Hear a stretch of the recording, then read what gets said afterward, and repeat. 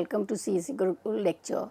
In discussion on the theories of social inequality, we have discussed the theory of Karl Marx, which is an economic understanding of inequality and emerging from the source of production, that is those who own ownership or capital versus those who are working on the capital of the capitalist. So, he basically talks about the conflicting class between the capitalist and the working class. Weber builds on Marxian theory, and from a unidimensional theory he provides it's a multidimensional, where he talks about class, status and party, and he says that in modernity with bureaucracy and rational modes of authority, inequality has become more profound than it was there in pre-modern society. So, he argues for the inevitability of social inequality. In this lecture, we are going to understand several other theorists and scholars who have understood social inequality from other dimensions. First, we will try to understand the Neo-Weberian theory. Neo-Weberian theory are the theories which has been developed and modified in terms of to make sense of inequality in modern society. One name that comes to us to understand the Neo-Weberian theory is Ralph Dahrendorf. Ralph Dahrendorf is a sociologist who combines both Marx and Weber in his theory of class. So, he is not kind of rejecting Marx altogether, but he is kind of providing it an integrated formula for understanding inequality. Ralph Dahrendorf agreed with Marxian division of society into two conflicting classes, but rejected the idea that these classes are in conflict due to ownership and non-ownership of property. Instead of property ownership, Dahrendorf believed it's about authority levels within large organization in modern society. So, he introduced the term imperatively coordinated association to describe these organizations. So, the source of inequality is not coming from the modes of production, but it is located within the organizations. So, in view it is difference in organizational authority that lead to class division and conflict, because the individuals have different position within the organization. The authority and the control is at different level.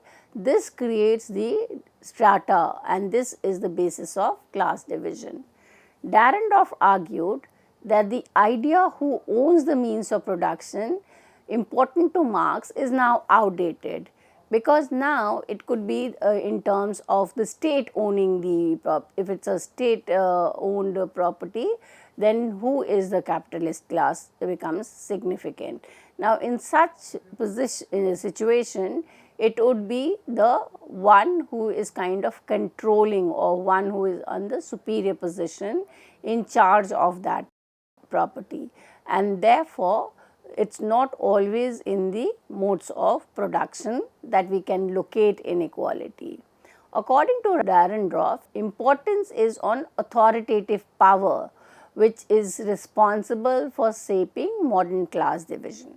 In all spheres of social life, economy, political, education, media and religion, we see there is a dominated by large organizations. So, even for religion we know that there are many religious trusts which controls the everyday managements of the temple. So, we have large organization regulating all spheres of life, and such large organization has been referred as bureaucracy, and in every bureaucracy the structure of working is in terms of a hierarchy, and authority is inevitable structure of these organizations. So, that is how Dahrendorf kind of combines both Weber and Marx to understand forms of inequality is in large social organization. The second thinker that we come to know is Pierre Bourdieu, and his understanding is in terms of forms of capital. Now, Pierre Bourdieu talks about both the material capital and the non-material, which is the cultural capital. So, he is trying to understand that inequality persisted across generation. It is the kind of doing away with the idea that as we move towards modernity, equality will become a part of every society. P.D. Bourdieu identified three forms of capital: economic capital, that is the money and the assets, land, building and other source of capital. The second is cultural capital. Now, cultural capital is your norms, your values and taste. So, you invest a lot in order to ensure that you continue with the norms, your values are kind of preserved, and that kind of leads to the formation of taste. Third form of capital is social capital, which is kind through your social networking, connections, so you how much of connected you are with your friends, relatives and co-worker. These forms of capital shape people's social class. Cultural capital related to education and culture play a big role. Upper classes define their culture as correct, making others aspire to it. But then every class has their own cultural capital, and it depends on how kind of improve on it and build on your cultural capital. Education, according to Bourdieu, is an important institution. Why? Because it reinforces the cultural capital, and this is done by favoring those with more cultural capital, perpetuating class division. Social capital or social connection can further enhance one's economic and cultural capital. And in age of internet and artificial intelligence, we see how important the social networking or how much we are using the social media to kind of improve on our profit margin or economic standing in society. The social capital plays a critical role in mobility and opportunities. People with connections often move up the social hierarchy while those without struggle. So, these three forms of capital are interconnected. For example, making friends at university can lead to a job opportunity, improving economic capital. So, if you have kind of a cultural capital and you acquire education, so you go to the university, you will be in your network of the educated people who are working in the university. So, the chances are high that you get employment there and improve your economic capital. Bourdieu's theory explains how inequality persists. So, he says capital is like a game where some have a head start, making success less about chance and more about resources. So, it is kind of more the capital you have, whether it is the cultural or the social or material investment. So, if you have that capital, you can just start off your game, but if and therefore it kind of build on. So, it is kind of connected to each other, and you build on your capital, your economic position will improve, your status and your position in society will improve. If you are lacking that capital, so you will first ensure that you get that capital, so you will be a loser in the game. Despite expanded education, social classes don't exchange dramatically and of capital are interconnected. For example, making friends at university can lead to job opportunities, improving economic capital. Bourdieu's theory explains that inequality is a persistence aspect of modern society. The next theories which is important in order to understand social inequality, which refers to the school or two approaches to inequality, is the functionalism and conflict theory. So, in the 1950s, a new way of looking at social inequality emerged, sparking a lively debate among sociologists. This debate revolved around whether social stratification was necessary in society or not. Two main schools of thought emerged: order theorists and conflict theories. Order theorist implies that you want order, you want consensus in society. So, order theories influenced by early 20th century sociologist Emile Durkheim see society as a balanced system made up of different parts working together. The order theorist would be responsible for a functionalist approach to society, where they say that each part is connected and each part has a function for the maintenance of the whole. So, the functionalist or the order theorist believe that society maintains order through a consensus of value among its group and functional interdependence. People follow society rules because they understand that it's necessary for collective survival.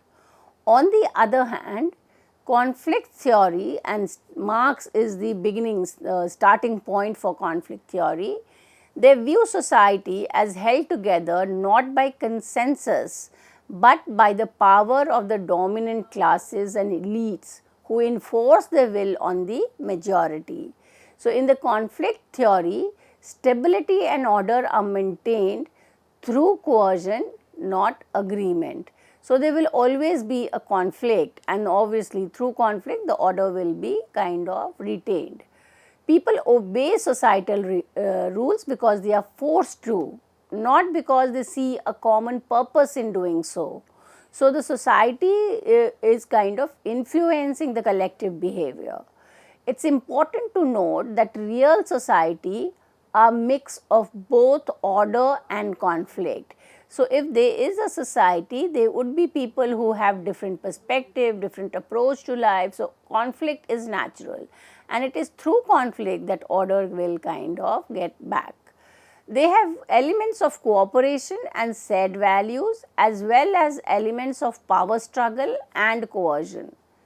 Sociologists have tended to lean toward one of these perspectives in their analysis, but in reality, societies have both faces. So, every society we see, there will be the two sides, conflict and consensus. Functionalists believe that societies are like intricate machines where every role is essential for it to work smoothly. Some roles are more crucial, whereas some are less. So, the critical roles require expertise like doctors compared to, say, the sanitation workers. And now, because the expertise is required for the maintenance of order, they would be paid higher compensation compared to those whose expertise is not of that significance. So, the functional theory is actually giving a justification for the need of inequality. And to ensure these important positions are filled by best qualified individuals, society promises them greater rewards, often in the form of higher pay, higher compensation, higher pay. So, this system of inequality is seen as necessary and beneficial. So, only when there will be a strata, there will be the requirement to ensure that if you acquire skills and the training to become more significant in society, and the more significant or more necessarily you become, you will be able to get back a larger compensation. So, the inequality basically motivates people to endure the hardship of training for crucial role. Inequality, they argue, is unavoidable because not all roles are equally important and not everyone can qualify for the most significant position. In the end, it benefits society by ensuring that most qualified people handle the most critical task. So, the functionalists are kind of talking about the necessity of inequality, whereas the conflict theory are highlighting the dysfunctions of inequality, or they would argue that this inequality is not suitable for society. The functionalists argue that unequal reward in society are necessary to motivate people to take important roles. The functionalist compares society to a complex machine where every role from doctor to sanitation play a crucial part, and the crucial part is the maintenance of the whole. They claim that more critical roles should be rewarded with higher pay to attract the best qualified individuals. However, conflict theories have some counter argument. They question how society determines which roles are the most important. For instance, during a sanitation workers' strike, it became clear that even they play a vital role in public health. So, the problem with the functionalist is that they have assumed that certain roles are more important and others are not. Whereas in reality, there is no kind of a distinction in terms of which roles are more important compared to other. The conflict theory also challenged the idea that financial reward are the only way to motivate people. They believe that power plays a significant role in deciding who gets what.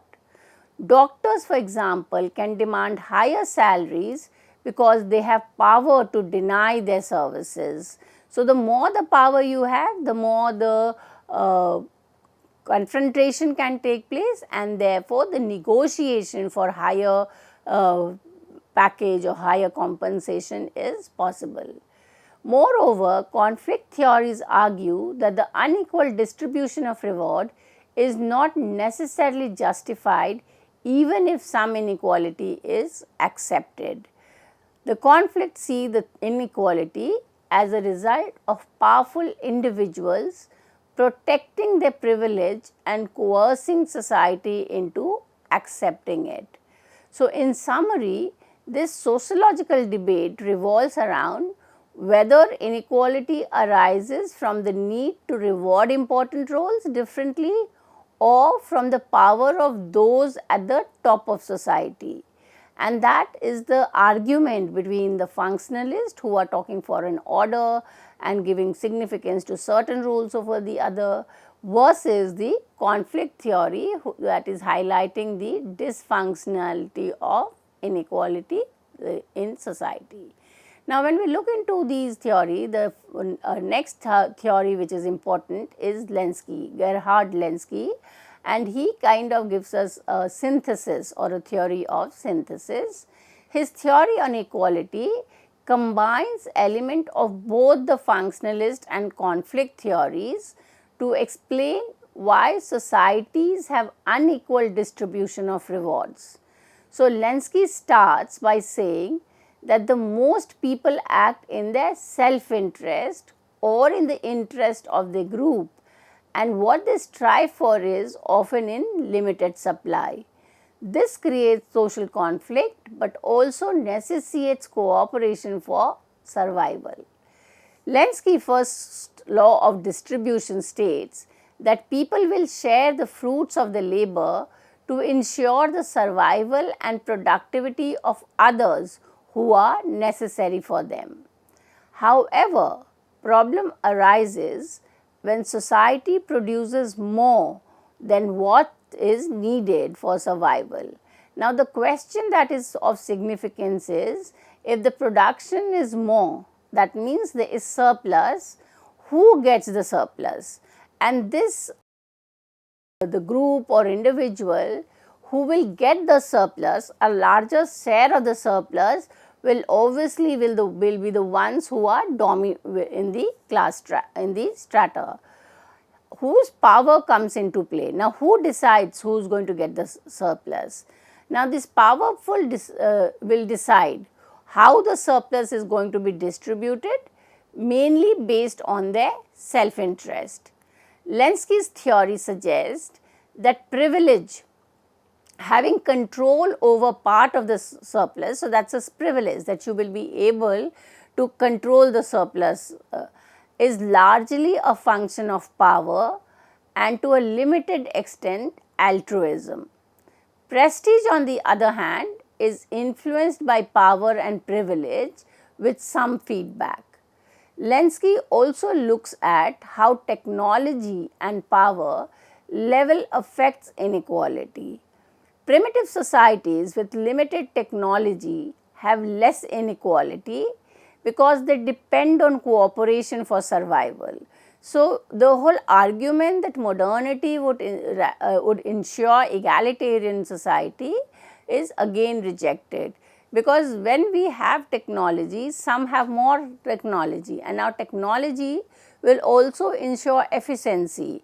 technology will ensure acquirement of more skills. So, if you have more skills, if you have more kind of better knowledge, your status will improve, and therefore, there will be a stratification in society.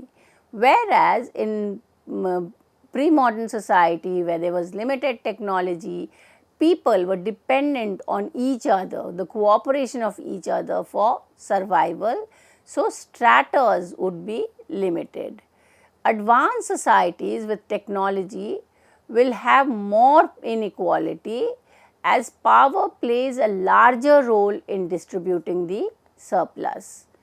Interestingly, mature industrial societies, despite their increased productivity, tend to have less inequality due to various factors, including complexity, economic consideration, and democratic ideals. So, when we look at Lenski's theory and the synthesis, why? Because he is kind of bringing in both the functionalist and the conflict, that is, he is bringing in the order and conflict together for understanding the significance of inequality.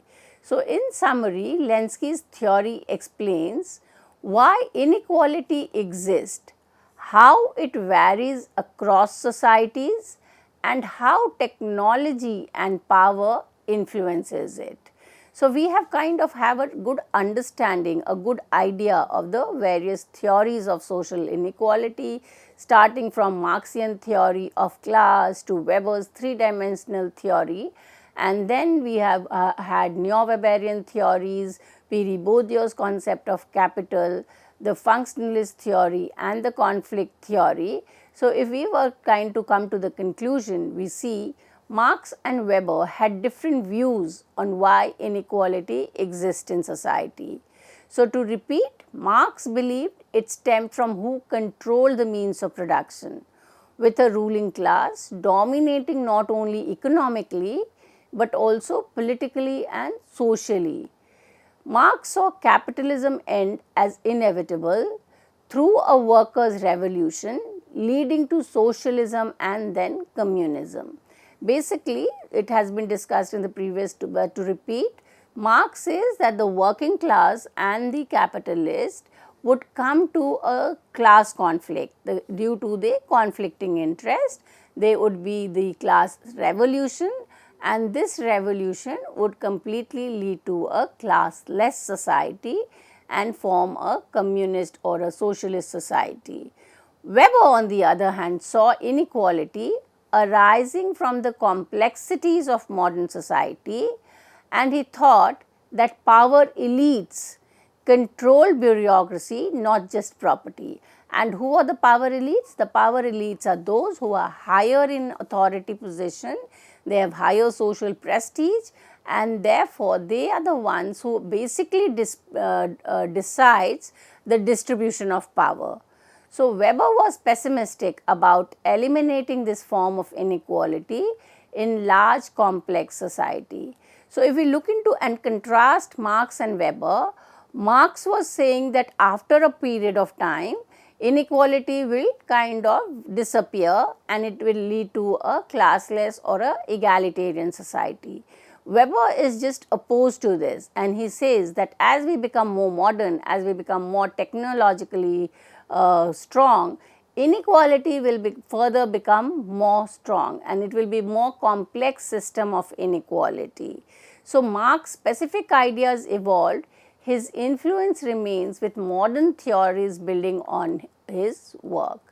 The contemporary debates focus on whether inequality is necessary, that is the functionalist, or mainly a result of powerful individuals. So, is inequality something which is a necessity? Is it inevitable?